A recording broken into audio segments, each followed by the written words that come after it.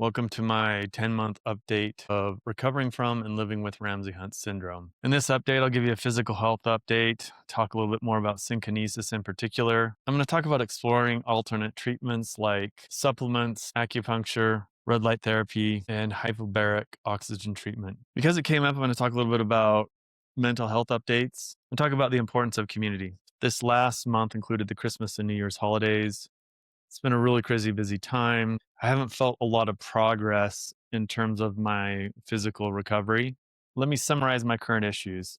So I still have extreme hearing loss and tinnitus. That doesn't seem to have improved.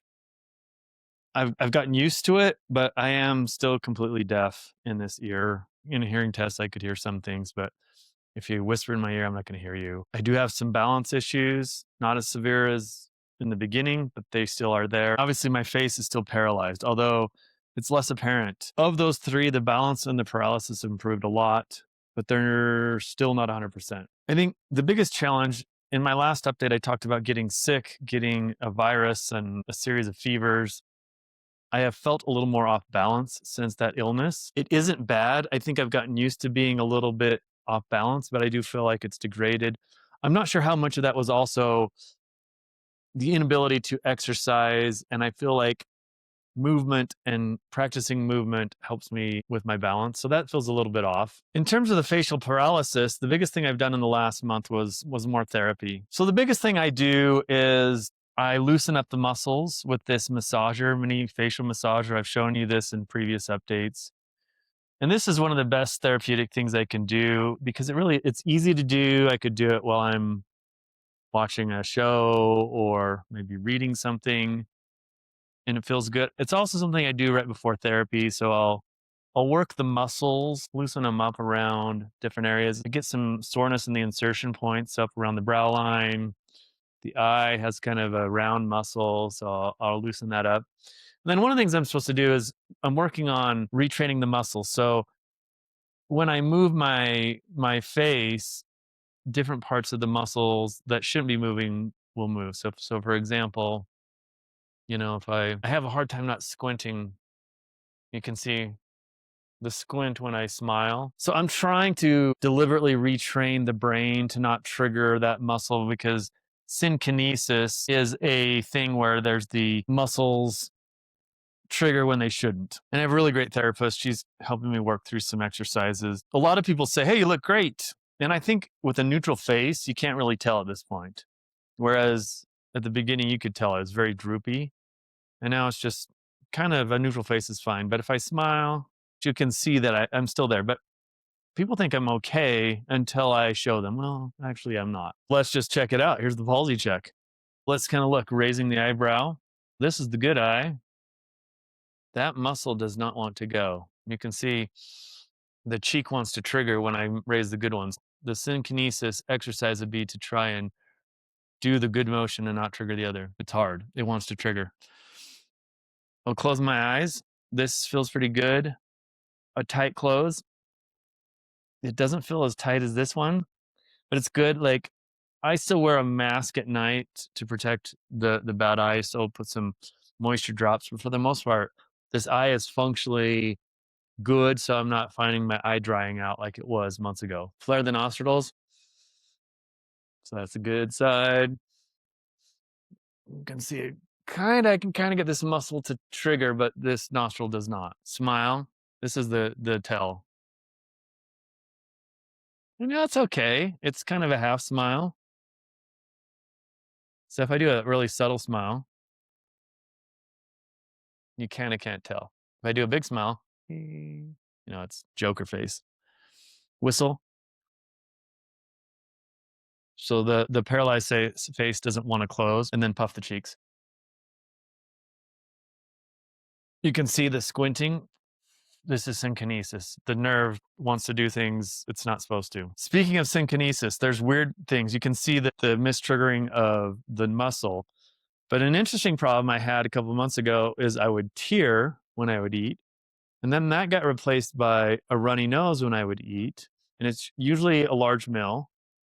Now I'm getting a little bit of both, which is kind of funny. So they're both happening. I'll cry a little bit. My nose will run. It's kind of crazy. I feel like I'm a little bit plateaued on my progress. And I'll talk about the community, and it's got me thinking I need to be exploring other things. Typically, the treatment when you first get Ramsay Hunt, you're on steroids and antivirals, and then it's just a waiting game for nerve regeneration. There's obviously some therapies that I've done. If you watch my previous videos, I'm continuing to do to help address the issues. There's not a lot of research on Ramsay Hunt syndrome. And there's a lot of things that haven't fully been vetted. And I'm thinking I got to get back on that. But let me tell you about some of the alternate things that I've been doing, some of the things that I'm wanting to explore. Full disclaimer, a lot of these things don't have a lot of science behind them yet, but there is some belief that they might be helpful. Supplements, nerve supplements, the things that I've read: magnesium, CoQ10, and B12 complex. Those three are the big ones. There's other supplements that are out there. I am taking some Chinese herbal tea that my acupuncturist recommended. I don't know if it's helping. It's really gross. I do take those supplements every day.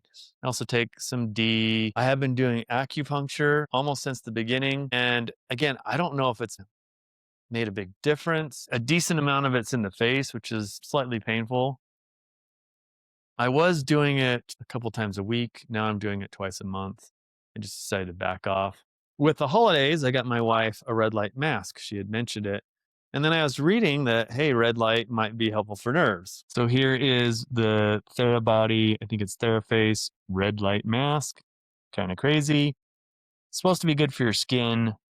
There is some belief that the red light mask might also be good for nerves. That one's really easy. This mask's cool because it runs a protocol and then it times out. So I've been using it. One of the treatments I'm going to look at doing and hope to report out on this next month is hyperbaric oxygen treatment.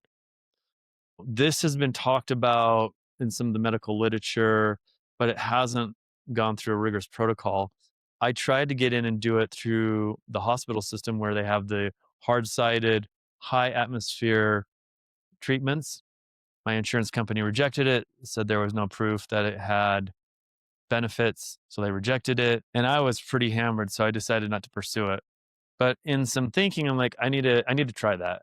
I'm looking into some of the lower atmosphere, kind of the health center stuff that you can get. And I'm going to try that over this next month and see if there's any benefit. There's some things I've read that it can be helpful for hearing loss. That would be awesome. I don't know if it would. Even if it could help a little bit, take away some of the tinnitus, that would be awesome. I think the challenge is Ramsay Hunt hits all these nerves at once: the facial paralysis, the hearing, the balance. And there's just not a lot of research on nerves and nerve repair. And so I don't know if these things work or not. There hasn't been a lot of in-depth looking into these things, but I feel a need to try because I'm in this waiting pattern to see if hearing gets better. With my current ear, nose, throat doctor, he wanted to wait 9 months to see if some inflammation in the cochlea would improve.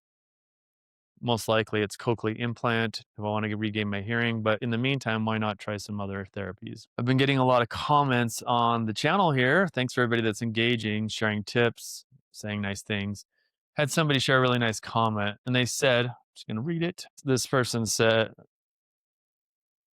noted that he doesn't feel like Ramsay Hunt has made me feel debilitated or dejected, although I probably have felt that at times. Yeah, I'm doing okay. Do I feel limited? More limited than I was before getting Ramsay Hunt? Absolutely. Do I feel a lot better than I was at the beginning of Ramsay Hunt? Yes. I don't feel debilitated. I do feel limited. Trying to go about life normally as best I can, but I do recognize that I have some limitations. I have to be thoughtful about what I'm doing. Balance is one thing. Like getting on a roof is not something I should be doing. I snuck out there to measure a window the other day, and I was thinking I probably shouldn't do this, but I was hugging the side of the house. In terms of feeling down, that's a real issue. I see a lot of people on the communities I'm a part of talking about depression and discouragement. And it is hard having a chronic illness. This is a weird place for me to be because I've been a lifelong endurance athlete. So losing capabilities, it's just weird. I think I don't find myself in that place because I've been able to get improvement. I'm working, I've been able to do some things. I'm exercising again, not very heavy, but I'm doing some. And progress gives me encouragement. The hardest times for me is when I've been in the acute phase of the illness in the beginning, when I was so exhausted, when I had fevers, when all these changes were happening at once was very difficult. And then in month 9, when I got the virus that gave me these chronic fevers, just fever sweats, I feel like those moments are really discouraging. Otherwise, when I'm feeling okay, I'm just like, I'm in the fight, and being in the fight gives me enough to go push for. Lack of healing can be discouraging. I'm not feeling that way. Before I started getting movement in my face, I was starting to get a little bit discouraged. I don't know. I just focus on what I can do, focus on the things I can do, focus on the impacts I can make, and don't worry about the things I can't do. I'd say the biggest keys for me to keeping optimistic have been 3 things. 1, working on my recovery, and obviously experiencing improvements is very motivating, very positive. The support of others is huge. Friends, people here on the channel. I'm starting to have total strangers connect with me in different ways, and that's awesome. I'm hoping to help you, but it's also nice. And, I've talked about my faith on this channel. Having faith, having a belief in purpose of suffering goes a long way. On the note of community, I've had a lot more engagement on my channel, people finding it, and I'm glad. Like, created this channel in the hope that it could help others with Ramsay Hunt syndrome or others who are going through facial paralysis or hearing loss or chronic illnesses. And I've appreciated those that have reached out, that have shared their ideas, shared their encouragement. That's awesome. I mean, this is as much for you as it is for me, but it's so nice to have the positive feedback. I have a new friend, David, who connected with me through the channel. He recently got Ramsay Hunt. He's a biohacker. We've talked on the phone a couple times. And to be honest, David, if you're watching, you've inspired me to push harder and look at some alternate treatments. I think when you're first diagnosed, there's that high amount of energy to try and treat it. And I've got to get back to that. There are communities out there. The very best one is the Facebook Ramsay Hunt Syndrome Support Group. That is the best place where people are sharing what they're experiencing, their treatments, their feedback. Of all the communities I've found online, that is the one that is the most active, the most vibrant, and the most useful. There's also a new Ramsay Hunt Syndrome Foundation. I want to say they popped up after I got diagnosed. I've been starting to follow them. They're mostly doing education right now, has some great doctors on the board. I'm hoping that they will do some research. One of the cool things they are doing in the fall of 2026, on September 9th at Chapel Hill, North Carolina, they are having a patient support summit. I have blocked out my calendar. I'm thinking about going. The way I'm progressing, I'm sure I'll still be dealing with issues. That could be a great place to learn and connect with others who are struggling with Ramsay Hunt. Honestly, all I can say about community, Jesus said it best. This is my commandment, that you love one another as I have loved you. It's nice when we're good to each other. So many of you on this channel, my friends, my family have been good to me. And that goes a really long way. And it really helps in dealing with this difficult health situation. So I'm hoping to give some of the love back to you all who need it, who are struggling. I know this is a difficult condition. I've settled into somewhat a place of acceptance. I don't want to stay here. I need to keep working on it. But more importantly, I'm hoping to help others who are dealing with this syndrome make progress and recovery. So hang in there. It's hard. You can get through this. There is purpose in suffering. It can make us better people. Hope to see you on the next video.